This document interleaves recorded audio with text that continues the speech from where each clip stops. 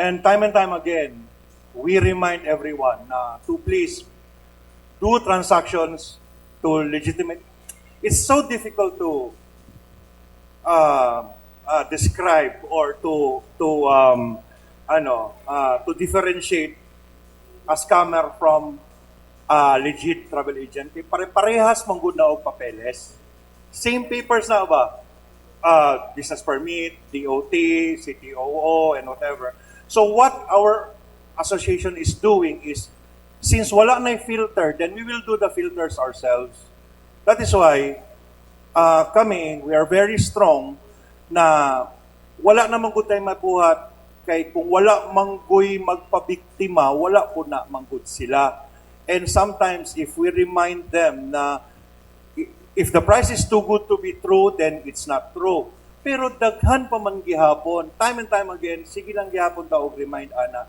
So wala man sad ni gikapoy na mag-remind, no? Pero at least find or deal with travel agents na kanang naanay tenure, naay existing office, naay kanang mga proper documentations, and the Davao Travel Agencies Association badge. Kana na lang yun ang amo ang mabuhat, because at least kami, we make sure our members are the best of the best of the best in the business. So, kung naa may problema regarding the members nga na sila problem with one of the members, dali lang, because the association will help the di ba list the same with organizations good. At least somebody to trust and somebody to makareklamo sila, then dali lang ma-action na lang ilang problems than mag-close na dayon, mag-hiding na dayon, di ba?